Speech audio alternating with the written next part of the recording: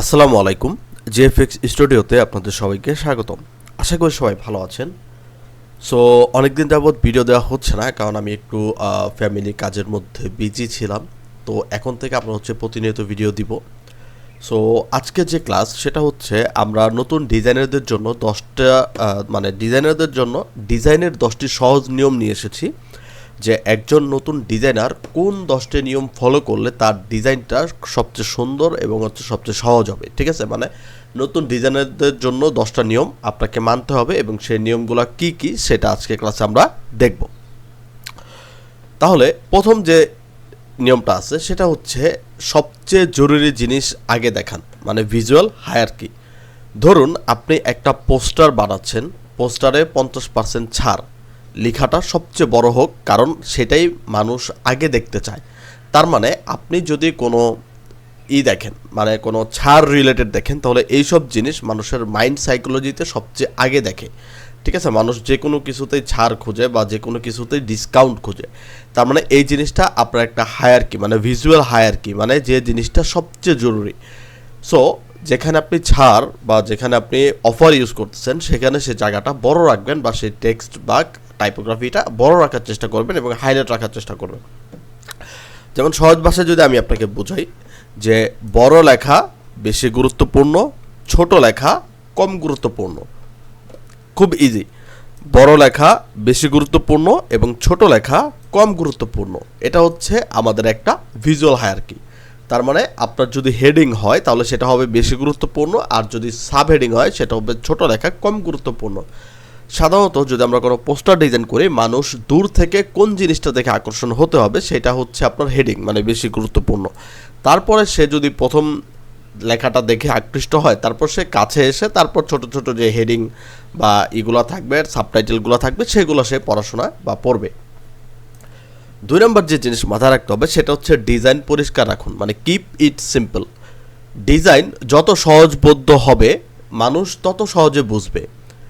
2, অপ্রয়োজনীয় আইকন, ছবির ছড়াছড়ি, বেশি রং এসব এড়িয়ে চলুন। তার মানে আপনার ডিজাইনটা যত ক্লিন এবং নিট অ্যান্ড ক্লিন হবে তত সুন্দর মানুষ সেটাকে বুঝতে পারবে। অপ্রয়োজনীয় আইকন আমরা ইউজ করব না, অপ্রয়োজনীয় ছবি ইউজ করব না, অপ্রয়োজনীয় কোনো রং আমরা ব্যবহার করব না, বা একাধিক রং আমরা ব্যবহার করব না, যাতে আমার ওই ডিজাইনটা বেশি মেস আপ হয়ে যায়। মানে কোনো আপনার হচ্ছে লাইটিংটা বেশি হয়ে যায় বা ডার্কনেসটা বেশি হয়ে যায়, সব কিছু সামঞ্জস্যই আমাকে সিম্পলভাবে ডিজাইনটাকে করতে হবে এবং ডিজাইনটা খুব সিম্পল এবং পরিষ্কার রাখতে হবে, বেশি কিছু হিজিবিজি করা যাবে না। 3 নাম্বার সেটা হচ্ছে একই স্টাইল বারবার ব্যবহার করুন, মানে কনসিস্টেন্সি। যেমন যদি আপনি একবার হেডিংয়ের ফন্ট হিসেবে রোবোটো বোল্ড ব্যবহার করেন, তাহলে সব হেডিংয়েই সেটা ব্যবহার করুন। তার মানে একটা হেডিংয়ে আপনি কি করছেন, রোবোটো বোল্ড ব্যবহার করছেন, অপর হেডিংয়েও আপনি রোবোটো বোল্ডটাই ব্যবহার করবেন, অন্য কোনো ফন্ট ইউজ করবেন না, তাহলে সেইটা খারাপ দেখা যাবে। তার মানে এক স্টাইলে কাজ করলে ডিজাইন পেশাদার দেখায়। ঠিক আছে, তার মানে একটা স্টাইলে যখন আপনি কাজ করতে থাকবেন তখন সেই ডিজাইনটা সবচেয়ে প্রফেশনাল মনে হবে আপনার কাছে বা বায়ারের কাছে।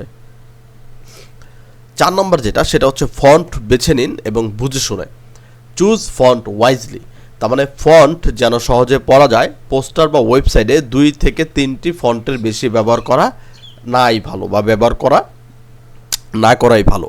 কারণ যখন আপনি ডিজাইন করবেন তখন হেডিংটা একটা ফন্ট দিবেন, সাব হেডিংটা একটা ফন্ট দিবেন, আর গুরুত্বপূর্ণ যে জিনিস সেগুলো হচ্ছে আরেকটা ফন্ট দিবেন।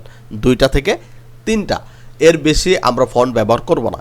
যারা নতুন আছেন তাদের জন্য এই জিনিসটা সবচেয়ে ইম্পর্টেন্ট, কারণ তারা হচ্ছে অনেক ধরনের ফন্ট ব্যবহার করে, এটা করা যাবে না। আপনি যদি একই টাইপের অনেক ধরনের ফন্ট ইউজ করতে চান তাহলে সেক্ষেত্রে আপনাকে ফন্ট ফ্যামিলি ব্যবহার করতে হবে। ফন্ট ফ্যামিলি মানে একটা ফন্টের অনেকগুলো ভেরিয়েশন। ঠিক আছে, তার মানে আপনাকে আগে থেকেই ফন্ট চুজ করে নিতে হবে। এরপর হেডিংয়ের জন্য একরকম ফন্ট ব্যবহার করতে হবে, বডির জন্য আরেক রকম। তার মানে হেডিংয়ে আমি যে ফন্ট ইউজ করছি, বডিতে আমি সেই ফন্ট ইউজ করতে পারবো না বা ইউজ করবো না, আবার বডিতে যে ফন্টটা ইউজ করছি সেটা আমি হেডিংয়ে ইউজ করবো না। এটা হচ্ছে একটা মেজর থিং যেটা আপনাকে ফলো করতে হবে। 5 নম্বর যেটা সেটা হচ্ছে রঙের মিল রাখুন, মানে ইউজ কালার প্রপারলি। খুব বেশি রং ব্যবহার করবেন না, সাধারণত 2 থেকে 3টা মূল রং রাখুন এবং একে অপরের সাথে মানায় কিনা তা দেখুন। রং মানাতে চাইলে colors.co বা অ্যাডোবি কালার ব্যবহার করতে পারেন।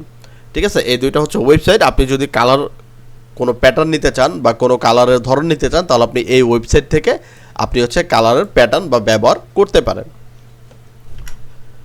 তারপরে হচ্ছে 6, ফাঁকা জায়গা রাখুন, মানে ইউজ হোয়াইট স্পেস।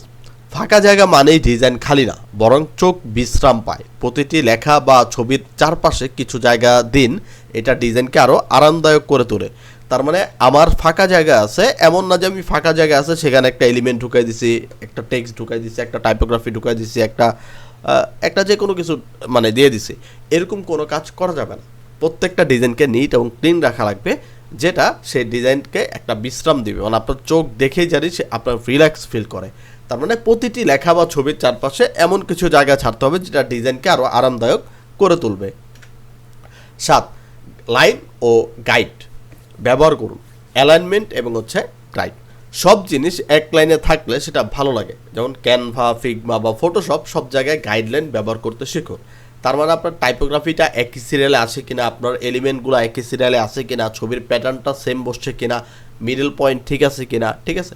তো সব কিছু মিলিয়েই হচ্ছে আপনাকে এই জিনিসগুলো ভাবতে হবে।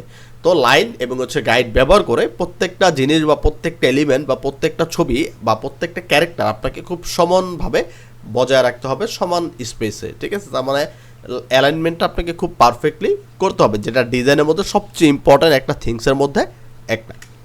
8, সব ডিভাইসে কেমন দেখাবে ভাবুন। Responsive design. আপনি যে ডিজাইন করেছেন তা মোবাইলে, ল্যাপটপে কেমন দেখাবে সেটা মাথায় রাখুন। মোবাইলের জন্য ছোট স্ক্রিনের জিনিসগুলো কেমন থাকবে সেটা আগেই পরিকল্পনা করুন। তো সাপোজ আপনি যদি মোবাইলের জন্য ডিজাইন করেন বা আপনার অডিয়েন্স যদি মোবাইলের জন্য ডিজাইন বেশি দেখে, তাহলে আপনাকে দেখতে হবে যে মোবাইলে ডিজাইনটা কেমন দেখাবে। যদি ল্যাপটপে হয় তাহলে, বা ল্যাপটপে বা পিসিতে, তাহলে সেক্ষেত্রে ল্যাপটপে বা পিসিতে ডিজাইনটা কেমন দেখাবে, এমনভাবে ডিজাইন আপনাকে পরিকল্পনা করতে হবে যেটা মোবাইলে এবং হচ্ছে ল্যাপটপে বা ওয়েবসাইটে যে কোনো কিছুতেই আপনার ডিজাইনটা কেমন দেখাবে সেটা আগে ভাবতে হবে, এবং ডিজাইনটা কীভাবে দেখাবে সেটা সেই অনুযায়ী হচ্ছে আপনাকে পরিকল্পনা করে ডিজাইনটাকে তৈরি করতে হবে বা একটা আউটপুট রেজাল্ট আপনাকে দিতে হবে। 9, ইউজারের মতো চিন্তা করুন। Think like the user. আপনি কিভাবে দেখবেন সেটা না, ইউজার কিভাবে দেখবে সেটা ভাবুন। অনেক সময় আমরা কি করি, নিজেদের কাছে ডিজাইন ভালো লাগছে বাস ওকে, না, অ্যাকচুয়ালি মেন যে থিং সেটা হচ্ছে আপনার ইউজার বা আপনার যে অডিয়েন্স, তারা সেটাকে কিভাবে দেখবে বা তারা কোন ওয়েতে দেখতেছে, তারা কি ভাববে ডিজাইনটা নিয়ে, সেটা আগে ভাবা দরকার। তথ্য খুঁজে পাওয়া সহজ হচ্ছে কিনা, চোখে ধাঁধা লাগছে কিনা সেটা পরীক্ষা করুন। তার মানে আপনি একটা ডিজাইন বানাইছেন, একটু দূর থেকে আপনি দেখেন যে এই ডিজাইনটা যদি আমি প্রিন্ট করি বা এই ডিজাইনটা যদি কেউ প্রিন্ট করে, তাহলে আমি যদি প্রপার ইনফরমেশনটা পাই ডিজাইন থেকে, তাহলে আমার অডিয়েন্সটাও সেই প্রপার ইনফরমেশনটা পাবে। তার মানে আপনাকে ইউজারের মতো ভাবতে হবে যে না, এই ডিজাইনটা আমার না, দেখি এই ডিজাইনে কী কী আরেকটু করা যায় বা এই ডিজাইনে আমি প্রপার ইনফরমেশনটা বোঝাতে পারছি কিনা। সো এই সব বিষয় হচ্ছে আপনাকে চিন্তা করতে হবে, চিন্তা করে তারপর হচ্ছে আপনাকে ডিজাইনটাকে আউটকামে বা আউটপুটে নিয়ে আসতে হবে। 10 নম্বর হচ্ছে সবচেয়ে ইম্পর্টেন্ট একটা থিং, শেখা থামাবেন না, মানে প্র্যাকটিস অ্যান্ড ফিডব্যাক। আপনি যত বেশি ডিজাইন করবেন তত ভালো হবেন। অন্যদের কাজ দেখুন, অনুপ্রাণিত হন আর সিনিয়রদের কাছে মতামত দিন। এখন আমরা অনেকে বেসিক্যালি এই জিনিসটা করে থাকি, মানে আমরা কিছু পারি, আমার আর শেখা লাগবে না, বিষয়টা হচ্ছে এমন, ঠিক আছে, যে আমি 2টা ডিজাইন করতে পারছি, ওফ সেই, বাট আমার আর এখন কিছু শেখা লাগবে না। যদি আপনার মাঝে এই ধরনের কোনো চিন্তা ভাবনা থাকে, তার মানে আপনি ভুল। তার মানে আপনি যত ডিজাইন করবেন এবং যত ডিজাইন আপনি প্র্যাকটিস করবেন বিভিন্ন ভেরিয়েন্টে, তত আপনি স্কিল আপ হবেন, ঠিক আছে। এবং এই কাজগুলো আপনি সোশ্যাল মিডিয়াতে ছাড়েন, বিভিন্ন মানুষকে দেখান, ঠিক আছে, যে কোনো জায়গায় পোস্ট করেন, বিএনসে যেখানেই হোক আপনি পোস্ট করেন, সেখান থেকে অনেক ভালো ভালো প্রফেশনাল লোক বা যারা মোটামুটি ভালো সিনিয়র, তারা আপনাকে মতামত দিবে, যারা এই জিনিসটা ভালো হয়েছে, এই জিনিসটা খারাপ হয়েছে, তখন আপনি নিজেই বুঝে যাবেন যে আপনার কোন জিনিসটাকে ইমপ্রুভ করা দরকার, কোথায় আপনার ইমপ্রুভ করা দরকার, কালারে নাকি ফন্টে নাকি টাইপোগ্রাফিতে, ঠিক আছে, কোন জায়গায় আপনার এটা দরকার, মানে স্কেল আপটা দরকার, সেটা আপনাকে সোশ্যাল মিডিয়া থেকে সিনিয়ররা জানিয়ে দিবে। তার মানে ডিজাইন করছি, করে ছাড়ি নাই, বসে আছি, নিজের কাছে ভালো লাগতেছে, বিষয়টা এমন হবে না কখনো।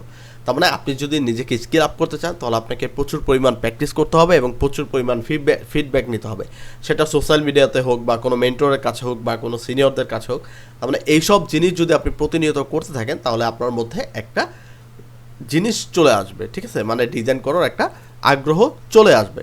সো এই ছিল আমাদের 10টা নিয়ম, যে 10টা নিয়ম যদি কোনো নতুন লোক বা নতুন ডিজাইনার ফলো করে, তাহলে তাদের জন্য সবচেয়ে বেস্ট পিক পয়েন্ট হবে এই 10টা নিয়ম, ঠিক আছে। সো এটা ছিল জাস্ট শর্টকাটে 10টা নিয়ম যে কিভাবে আপনি ছোটোর মধ্যে মানে যারা নতুন আছেন তারা মোটামুটি কিভাবে ইমপ্রুভ করতে পারেন, এটা ছিল 10টা একটা গাইডলাইন। যদি আরও আপডেট ভিডিও চান, যদি আরও আপগ্রেড ভিডিও চান যে না আমাদের আরও কিছু টিপস দরকার বা আরও কিছু ট্রিক্স দরকার, তাহলে সেই ক্ষেত্রে আমরা সেই ভিডিওটা নিয়ে আসবো। যদি এই ধরনের আপনারা ভিডিও চান তাহলে কমেন্ট বক্সে লিখবেন যে হ্যাঁ উই ওয়ান্ট। যদি আপনারা লেখেন যে উই ওয়ান্ট তাহলে আমি বুঝে যাব যে আপনারা এটার উপরে আরও অনেক ধরনের টিপস এবং ট্রিক্স চান, তাহলে আমি সেই ধরনের ভিডিও নিয়ে আসবো। যদি ভিডিওটি নতুন দেখে থাকেন তাহলে চ্যানেলটিকে সাবস্ক্রাইব করবেন, এবং যারা পুরাতন আছেন ভিডিও দেখেন যারা এখনও সাবস্ক্রাইব করেননি তারাও অনেক সাবস্ক্রাইব করে নেবেন। এবং যদি আপনাদের কোনো স্পেসিফিক ভিডিওর প্রয়োজন হয় সেটা হচ্ছে আমাকে কমেন্ট করে জানাবেন, আমি অবশ্যই সেই ধরনের ভিডিও বানানোর ট্রাই করব। সো আজকের ভিডিও এই পর্যন্তই, দেখা হবে নেক্সট কোনো ভিডিওতে। সবাই ভালো থাকবেন, সুস্থ থাকবেন, আসসালামু আলাইকুম।